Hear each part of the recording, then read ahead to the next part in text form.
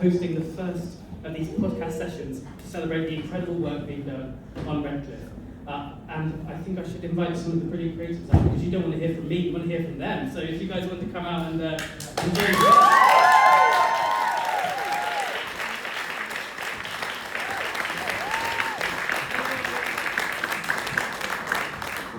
what am I going to do for? I'm going to pass it to you guys so you can introduce yourselves and the incredible work you've been doing over many, many years on this show.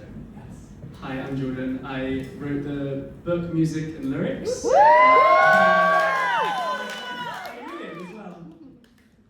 I'm Katie. I'm a musical supervisor. I'm Ben. I'm the orchestrator and assistant MD. I'm the conductor today. Yes. I was spying Ben whilst watching the show. It's incredible. I've never seen someone conduct whilst also playing the spoon like that. Incredible. Yeah. He plays in the show. He plays the cello, the accordion, the guitar. What else? Nylon and electric guitar, and he conducts whilst he's playing those instruments. It's mad. It's crazy. So this session is normally called the evolution of music. I think the best place to start, really, Jordan, is asking, when did the music first start evolving? When did you first find this incredible true story and decide it had to be your first musical? Yeah, so it was almost 4 years ago now. I found this article in the Bristol Museum, and it detailed the final moments of William Pritchard and Richard Arnold when they were sentenced to death. And the reason that it was such a poignant story was because they stood up in front of hundreds of people and they were given the opportunity to repent, just as we showed in the last scene, and they refused to, because they said they had made their peace with God and they would rather not live in this world if they couldn't be their true, authentic selves.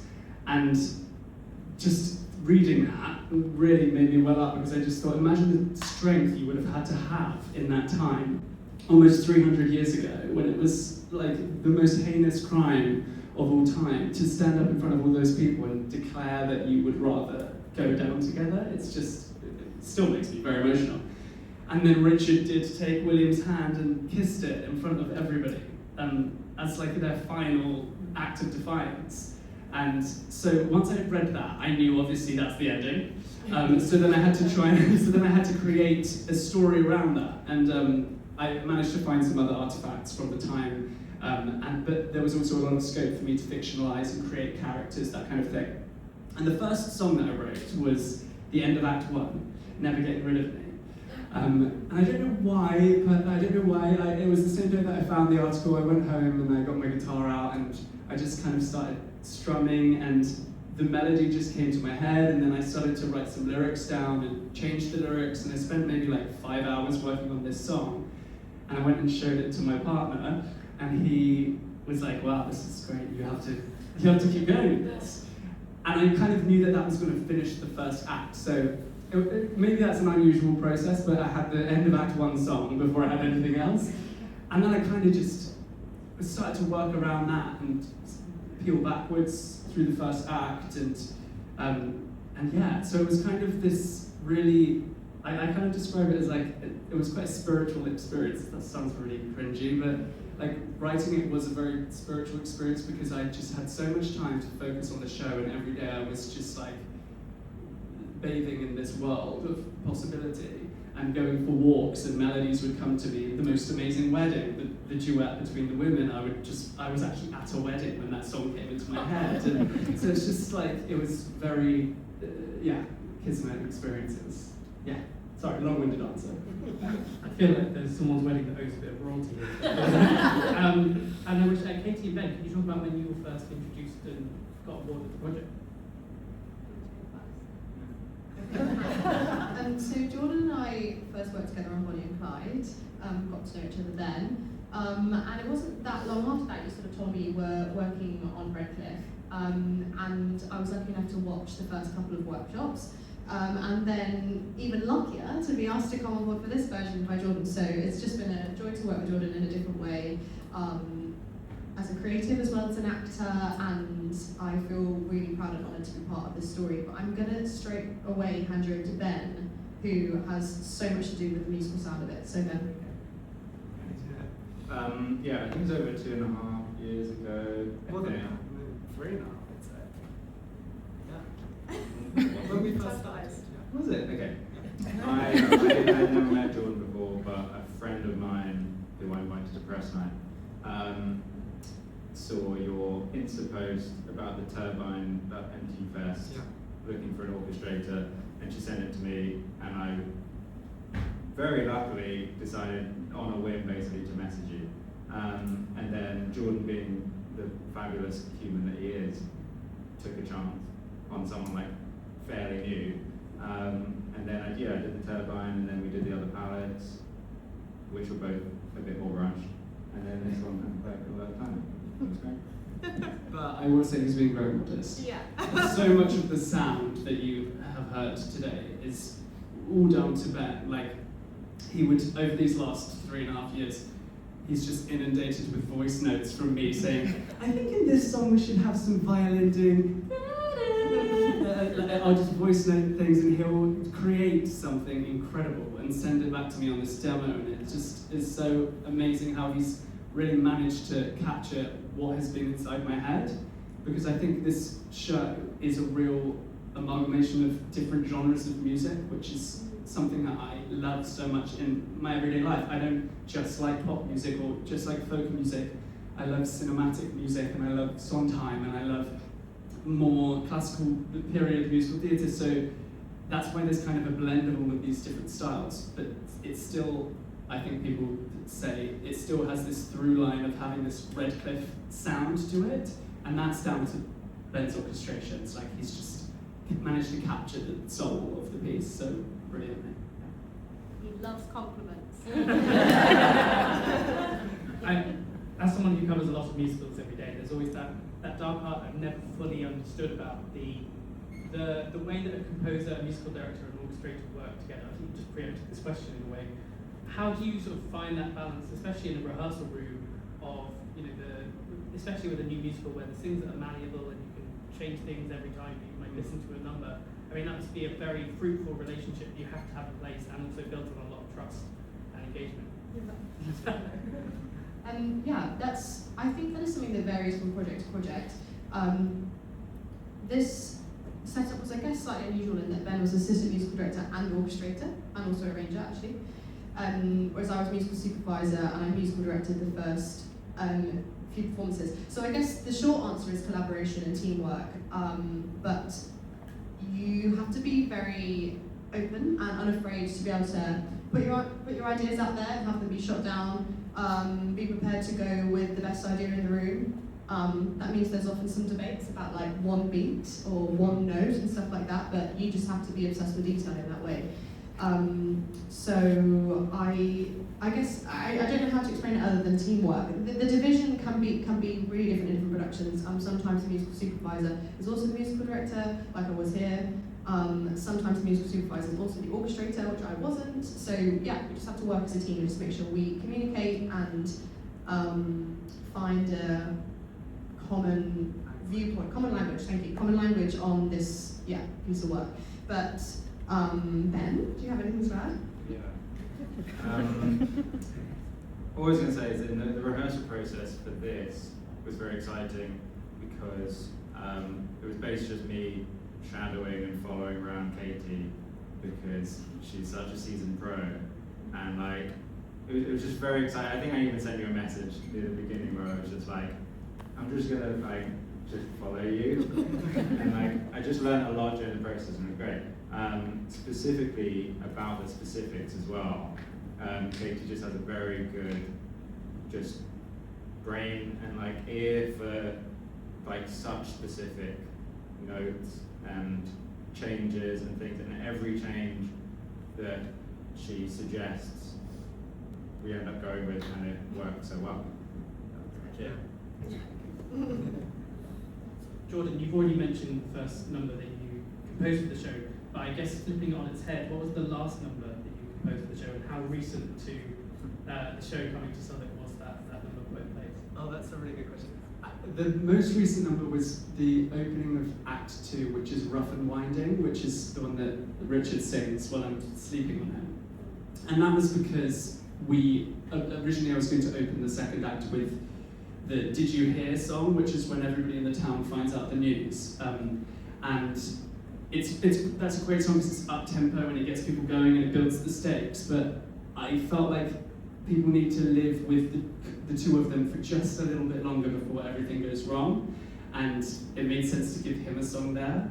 I've sang a lot by that point, and I think it's his time to shine. So I basically wrote that song, and it's essentially just his how he would define love, and because he's just spent the night with this man, and he has fallen in love with him. And I think what's really interesting is when you break down the story and you see that these two people have actually only spent 3 days together, how could they have fallen in love that quickly? I think we forget how things were back then, and just the way people used to court each other, and just the level of romance was so different to how it is now. Not taking away anything about how romantic we are as a generation, but I think people did fall in love quickly, because especially two men who would never been able to say these things to each other. So yeah, Rough and Winding was the most recent one, I believe. Yeah. Well, I was going to say the end of I Am Found. And I Am Found. Yeah, that was that's been an ongoing. The song with me in the prison cell in the second act. That's been kind of an ongoing process, which has only just recently been finalised. So yeah, but yeah, a lot of the songs we change bits in rehearsals, and it's like Katie was saying, you can't be sensitive with each other, and Katie's kind of like a drill sergeant, which is good, because then Ben's like the most laid-back person in the world, Katie's the drill sergeant, and I'm somewhere in between. So we kind of, we complemented each other in the process. This feels like a perfect relationship. So, Katie, what is it about this musical? I know you've done some incredible shows so far in your career, but what is it about this musical that felt unique or special or something you've not done before?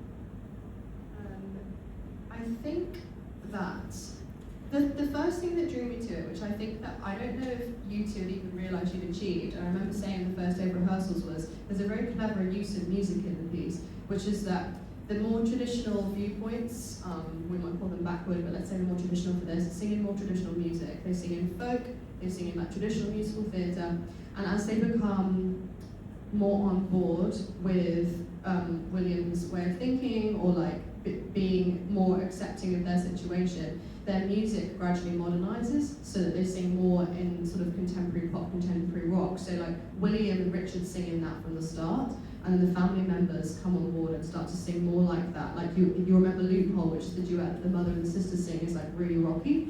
But the townsfolk stay in a traditional way. And for me, genre means quite a lot in musical theatre. I don't know if you two even did that on purpose, but it happened, and I remember noticing that immediately. And also, I love to do shows that mean something, that have a message, that are important, and you know, the LGBT community has given me so much, and so I like to do things that give back, basically.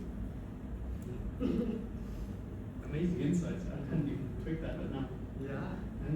And then the thought that I had watching, especially in Act 1, is that, and in sort of like musical theatre terms, like a button where at the end of a number an audience is allowed to clap, and it takes about 40-45 minutes before an audience has an opportunity to clap in this musical. Is that quite deliberate? No, it's. Was that not? I think it's about 25 minutes, and we did fight over that. Because I said, I really think the first song should have a button, like to do. Anyway, we tried it in the first few previews. That's what previews are for, and I think people were tentative because they didn't know if it was the end of the song, and so then we decided let's just power through. And I do think it's the best decision. I'm a big fan of the button, but then I also don't think you should have too many of them. You need to like earn them. So yeah, you're right. Our first button is after the third song. And that was said in the beginning, wasn't it? Do you remember you said that? No? I actually think that was Paul. Oh, that was Paul. Yeah. Yes. But there's another one that I thought so. Yeah. But yeah, it's interesting. I think more and more shows these days do start to snip the buttons out of the songs, just to allow you to drive through the narrative. Yeah. Hamilton's got a really long period. Has it? I think Lin-Manuel Miranda's like, want to hold this one back. Right. But Yeah. you're in good company. And then I guess, taking it back to the original story, when you were working through it, where did you think, this is a brilliant point where we need to have a number for William, for Richard, where did you think these numbers had to lie? Where did you think, we can power on through without giving them a number? Because I guess sometimes restraint is a lot harder than actually going in and finding musical language. Yeah, do you mean specifically for William? Or just across the show. Yeah, I think for me and mine and Richard's song being Million Things, being our first duet, I knew that the first duet I wanted it to be some kind of flirty, how they would flirt back then, trying to outsmart each other, William getting really frustrated and actually messing it all up. So I knew that was what I wanted their first moment to be, something really light-hearted, to just instantly allow the audience to hopefully fall in love with them and be on board with this blossoming relationship. So that was a song that actually came to me when I was just walking, like they're walking. And the melody just came into my head and I just continued to work on that. And for Mother and Abigail, like their first song being about the wedding, I knew that their mother's real ambition in life is for her son to be married, so that made sense for her first moment to be about that, and Abigail coming on board with it. And I think it's quite interesting because Mother and Abigail are there from the beginning and they're really solidified characters, but they actually don't sing for maybe, I think it's like 35 minutes that Most Amazing Wedding comes in. But I don't think that you notice that, because what they're giving in the scenes is like, how they're acting is just so rich. And so to answer your question, I'm not entirely sure. And Ben, in terms of the decision making around instruments that you were wanting to put into the auditorium or for each number, what was the decision making there? Were there any, were you looking at the period in terms of what instruments were being used, and then were you thinking, is there anything anachronistic we could also bring in for the audience in 21st century? This was something that came up for the workshops. I don't think it was thought. We kind of just went, okay, we want some period instruments, some modern instruments, just based off Jordan's songwriting, really. But then for this, I can't remember how it came about. I think we both had a similar idea at similar times, and then we went for a coffee and discussed. Basically, the idea was that, similar to what Katie was saying about the genres being different depending on progressive viewpoint, it goes deeper also into the instrumentation. So when you've got, Did You Hear, for example, which is a community, is basically just strings and piano, which are instruments that were around at the time. And then, for Williams songs, you've got the steel string acoustic, which wasn't around until, I think, the early 1900s.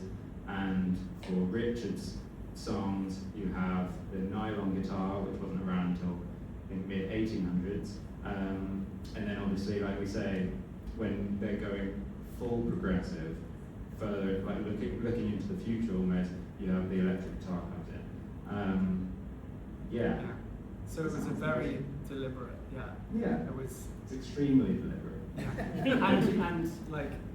and Mother's instrument, we discussed Mother and Abigail's instruments are like the piano and the violin, which start their songs most of the time. The Most Amazing Wedding, Mother's Favorite Day, Hurricane, they're all based in these more period sounding instruments. And then, as Katie said, when they start to come on board and their viewpoints change, Loophole is then electric guitar and drums, and it's those subtleties that maybe audiences wouldn't notice, but I think subconsciously you do start to feel like they're becoming more modern. And like you said, sorry, I'm just literally repeating you. My instrument being guitar, but then when I, for example, get rejected in the street by Richard, and my world starts to come crashing down, my instruments in Void of Love become strings and piano, and so I start to regress back to the viewpoints of the people in the town. So it was a very deliberate decision, one of Ben's, which was genius. And we're coming to the end of this, but I just wanted to ask how it feels debuting a musical that's already got so much love and excitement in this period where I think there are so many exciting new musicals, and I think people are starting to realise just how invaluable the Off West End space is for allowing these musicals to both find themselves, but also find an audience. Can you talk about being part of that ecosystem and being in such a brilliant and vibrant community?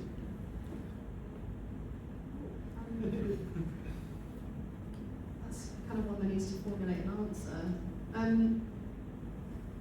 I think that musical theatre is such a special form of storytelling that is actually underestimated by most people.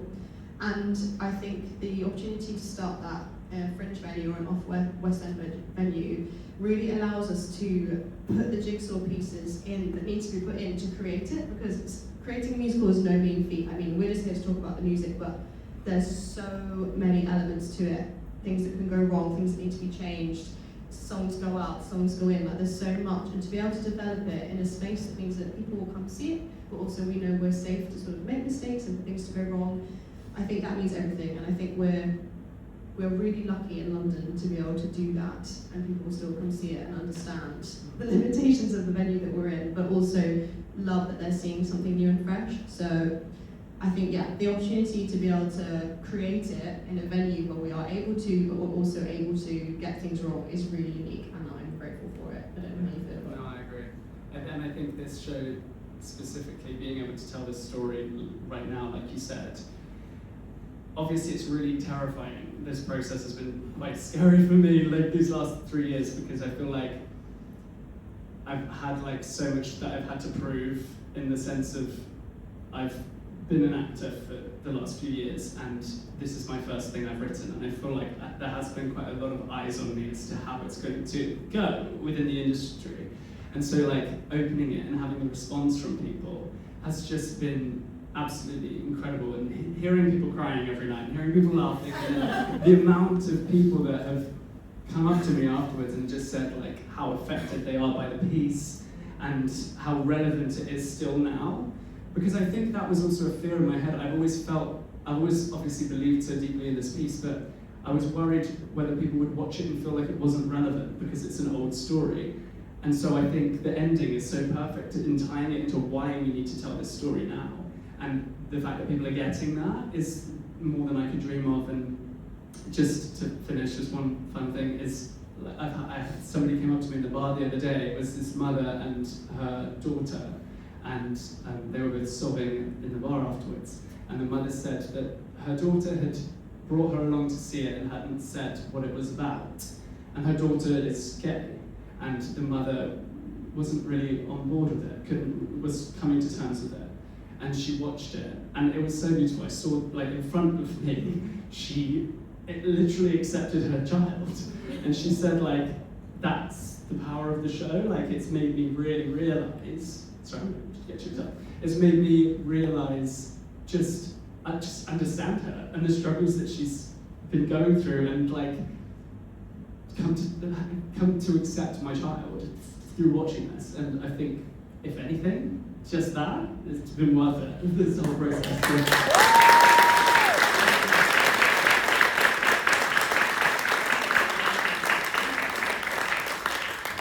Wow, I feel like I need to go and dab my eyes in the toilet. I think that's a perfect note to end this on. Thank you everyone for staying and for listening to these incredible few minutes. I don't know